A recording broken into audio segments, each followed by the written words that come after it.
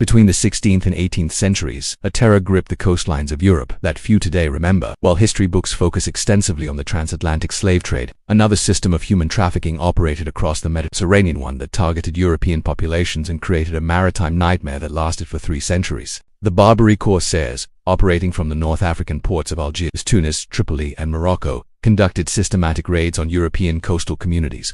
Modern historians estimate that between 1 and 1.25 million Europeans were captured and enslaved during this period. These were on random acts of piracy. They were organized military operations sanctioned by the Ottoman-aligned states of North Africa. The economics was straightforward. European captives represented valuable commodities. They could be ransomed back to their families, put to work in various capacities, or sold in established slave markets. The Barbary states had developed sophisticated systems for processing, categorizing, and distributing this human cargo. The raids followed predictable patterns. Corsair vessels, built for speed and coastal operations, would approach European villages under cover of darkness. Landing parties would strike just before dawn, capturing as many residents as possible before defensive forces could organize. Entire communities were sometimes taken, men, women, and children separated from their homes in a single night. Coastal populations lived in constant fear. From Portugal to Greece, societies adapted to this threat. Watchtowers were constructed along shorelines. Villages were abandoned and rebuilt further inland. Church bells served as warning systems. Parents taught children to recognize corsair sails and flee at first sight. The impact on European coastal life was profound. Some regions saw their populations decline dramatically. Fishing communities struggled as people refused to live near the sea. Trade routes were disrupted. The psychological toll created a culture of anxiety that persisted for generations. The captives faced a journey of several days across the Mediterranean. Conditions aboard corsair vessels were harsh, cramped holds, minimal provisions, and the constant fear of what awaited at journey's end.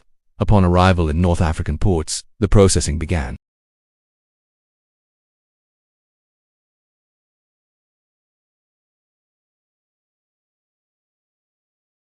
The administrative records of the Barbary states themselves also survive, showing how captives were registered, categorized, and allocated. These documents reveal a highly organized system with established procedures, pricing structures, and market hierarchies. Women and children were particularly valuable in this trade. The reasons were economic and social. Young captives were considered more adaptable.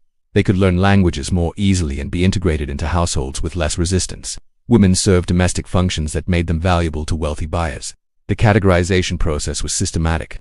Upon arrival, captives were taken to bathhouses where they were cleaned and examined. Age, health, appearance, and apparent skills all factored into their classification.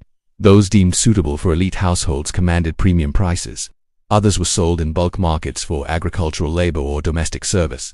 The ransom system worked differently for men and women. Wealthy European families regularly paid to recover male relatives' fathers, sons, brothers who could return home and resume their social positions, but women presented a different calculation. The stigma of captivity, particularly extended captivity, created social complications that made families reluctant to pay ransoms. This gender disparity in ransom rates is well documented in the redemptorist records. Male captives represented the majority of successful ransoms. Female captives, especially those held for extended periods, were rarely redeemed. The social dynamics of early modern Europe meant that women who had lived in Muslim households faced suspicion and shame upon return. The Barbary slave trade operated within a larger Mediterranean system of human trafficking that had existed for centuries. Both Christian and Muslim powers had engaged in enslaving captives from rival civilizations. The Barbary operations were distinctive primarily in their scale and systematic organization during the early modern period. This history was not fabricated or exaggerated. It exists in multiple independent sources. European diplomatic correspondence, redemptorist ransom records, Ottoman administrative documents, North African court records, and the testimonies of escaped or ransomed captives. The challenge for historians has been assembling these scattered sources into a coherent narrative. Yet for centuries, this history received minimal attention in European historiography. The reasons are complex: shame, changing political dynamics, and a focus on other historical narratives. Only in recent decades have historians begun comprehensive examinations of the Barbary slave trade and its impact on European societies. The slave markets of North Africa operated according to established protocols refined over generations. Algiers, the largest of the Barbary ports, developed the most sophisticated system. The city's economy became heavily dependent on the processing and sale of European captives. The examination procedures documented by contemporary observers were thorough. Buyers wanted detailed information about their potential purchases. Health assessments checked for diseases, injuries, and signs of physical deterioration. Age verification mattered for pricing. Skills assessment determined suitability for specific roles. Literacy, household management experience, craft knowledge all affected value. The markets operated in tiers. Elite auctions handled captives deemed suitable for wealthy households. These sales occurred in private settings with select buyers who paid premium prices. Public markets dealt with larger volumes captives purchased for labor rather than specialized domestic service. Bulk sales handled those deemed least valuable in the market hierarchy. Religious orders dedicated specifically to ransoming Christian captives maintained detailed records of their negotiations. The Trinitarians and Mercedarians collected funds across Europe, traveled to North African ports, and bargained for the release of specific individuals. Their account books survive in European archives, showing ransom amounts, negotiation difficulties, and the conditions they witnessed. These ransom negotiations reveal the economic calculations underlying the system. Prices varied based on perceived wealth of the captive's family, length of captivity, age, health, and demand fluctuations in the slave markets. Some captives were ransomed within months, others remained enslaved for decades. Many were never ransomed at all. For those not ransomed, life in North African households varied dramatically based on their initial classification and the households to which they were sold. Elite domestic servants in wealthy households might receive adequate food, shelter, and even some degree of respect for their skills.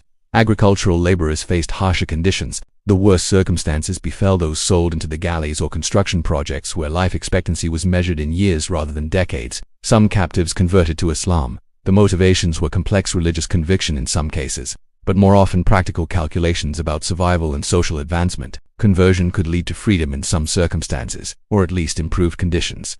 However, conversion did not guarantee liberation, and many converts remained enslaved, despite their religious transformation. The psychological impact on those who were eventually ransomed or escaped is documented in their testimonies. Redemptorist priests recorded statements from returned captives describing years of separation from families, forced adaptation to foreign languages and customs, and the struggle to reintegrate into European society after extended absence. The diplomatic response from European powers was inconsistent. Some nations negotiated treaties attempting to limit the raids, others launched military expeditions with mixed results. The economic incentives driving the Barbary slave trade were strong enough that diplomatic and military efforts achieved only temporary reductions in raiding activity. The system began declining in the late 18th and early 19th centuries. Multiple factors contributed: changing naval technology that gave European powers greater Mediterranean dominance, shifting economic patterns in North Africa, diplomatic pressure, and eventually military interventions including the American naval actions against Tripoli in the early 1800s and the French colonization of Algeria beginning in 1830. Modern scholarship on the Barbary slave trade has expanded significantly since the 1990s. Historians have accessed Ottoman archives, North African court records, and European diplomatic correspondence to build comprehensive pictures of how the system operated.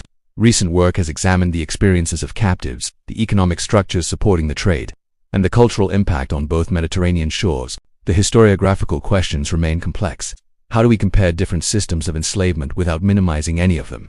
How do we understand the Barbary slave trade within the larger context of Mediterranean history where human trafficking flowed in multiple directions? How do we balance the documented suffering of European captives against the larger history of European colonialism and the transatlantic slave trade?